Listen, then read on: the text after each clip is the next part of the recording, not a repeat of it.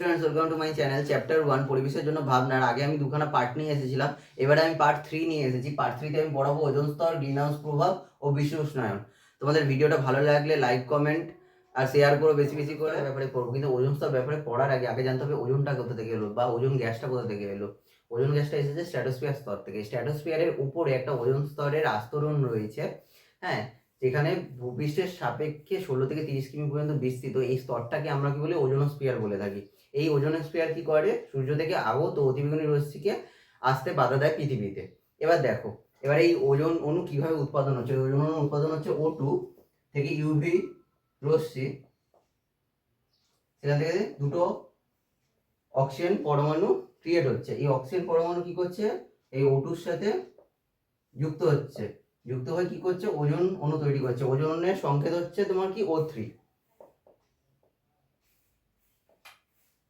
Ozone অণুর বিয়োজন দেখি। ওজোন অণুর বিয়োজন কি, O3 ইউভি রশ্মি যাচ্ছে, সেখান থেকে কি সৃষ্টি হবে, O2 প্লাস O। এবারে দেখো, এবার O3 সাথে যদি একটা অক্সিজেন পরমাণু যুক্ত হয় তাহলে কি ঘটবে, 2O2 ঘটবে। এইরকম বিপরীতমুখী বিক্রিয়াগুলো দিয়েই ওজোন অণুর উৎপাদন ও বিয়োজন ঘটে। ওজোন স্তর ধ্বংসের জন্য দায়ী যৌগসমূহ। কি কি যৌগ দায়ী হয় ওজোন স্তর ধ্বংস করতে? দেখো, ক্লোরোফ্লোরোকার্বন, সিএফসি, নাইট্রোজেনের বিভিন্ন যৌগ যেমন প্রধানত NO, এছাড়া NO2, N2O ইত্যাদি।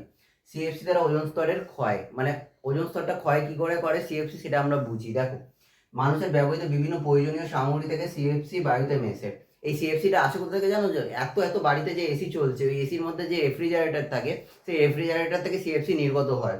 এই সিএফসি অতিবেগুনি রশ্মির আঘাতে বিয়োজিত হয়ে যে সক্রিয় ক্লোরিন পরমাণু উৎপন্ন করে তা ওজনকে অক্সিজেনে রূপান্তরিত করে। মানেটা কি?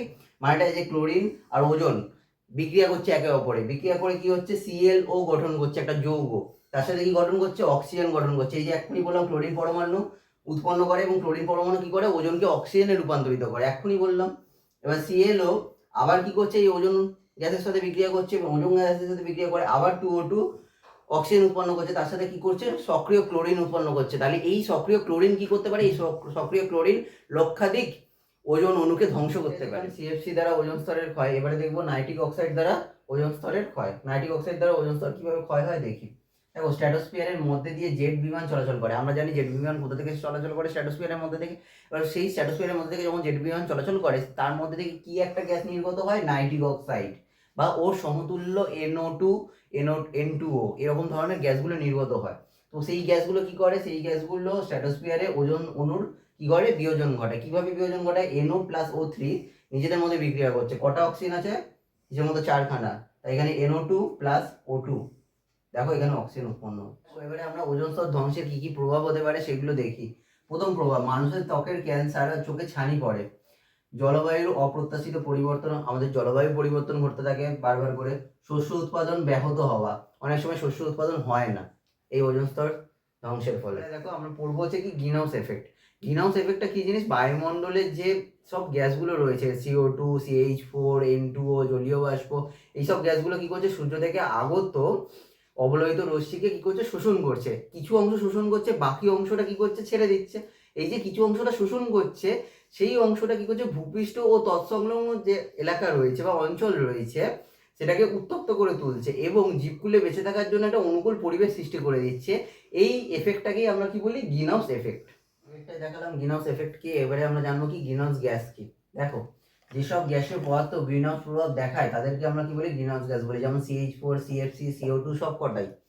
প্রধান গ্রিন হাউস গ্যাস হলো কি, CO2 বা কার্বন ডাই অক্সাইড। N2 ও O2 গ্রিন হাউস গ্যাস নয়, কারণ N2 আর O2 বৃহত্তর তরঙ্গ দৈর্ঘ্য বিশিষ্ট অবলোহিত রশ্মি শোষণ করতে পারে না, তাই জন্য এরা গ্রিন হাউস গ্যাসের মধ্যে পড়ে না। দেখো, বিশ্ব উষ্ণায়নের সম্বন্ধে পড়বো। মানুষের নানাবিধ ক্রিয়াকলাপের ফলে, এখানে নানাবিধ ক্রিয়াকলাপ বলতে কি বোঝায়, নানাবিধ ক্রিয়াকলাপ হচ্ছে এসি চালিয়ে দেওয়া, সারা দিন এসি চলছে, তারপরে বিভিন্ন ধরনের গাছ লাগানোর জায়গায় আমরা গাছ কেটে ফেলি নিজেদের বসবাসের জন্য। এইসব ক্রিয়াকলাপের ফলে বায়ুমণ্ডলে গ্রিন হাউস গ্যাসগুলির পরিমাণ কি হচ্ছে, ক্রমশ বাড়ছে। এই ক্রমশ বাড়ার ফলে কি হচ্ছে, পুরো বিশ্বব্যাপী যে উষ্ণতাটা বৃদ্ধির এই ঘটনাটা ঘটে চলেছে, এই উষ্ণতা বৃদ্ধির এই ঘটনাটাকেই পুরো আমরা কি বলি, বিশ্ব উষ্ণায়ন বলি। এই বিশ্ব উষ্ণায়নের কারণ কি, ব্যাপক হারে জীবাশ্ম জ্বালানি দহন। আমরা কি করছি, জীবাশ্ম জ্বালানি দহন করে ফেলছি, আর অত্যাধিক হারে গাছ কাটছি, গাছ লাগাচ্ছি না, তার জায়গায় কি করছি, আমরা গাছ কেটে ফেলছি। কুপ্রভাব কি, ভূপৃষ্ঠের উষ্ণতা বৃদ্ধির ফলে মেরু অঞ্চলে কি হচ্ছে, যে স্তূপগুলো রয়েছে বরফের, সেগুলো আস্তে আস্তে গলতে শুরু হচ্ছে। আর কি, উষ্ণতা বৃদ্ধি পাওয়ার ফলে দাবানলের দ্বারা বনভূমির ধ্বংসের একটা প্রভাব রয়েছে, কারণ যত উষ্ণতা বৃদ্ধি হবে তত দাবানল লাগার সম্ভাবনা রয়েছে। পরের পার্টে আমি তোমাদের জন্য শক্তির যথাযথ ব্যবহার ও স্থিতিশীল উন্নয়ন নিয়ে আসবো।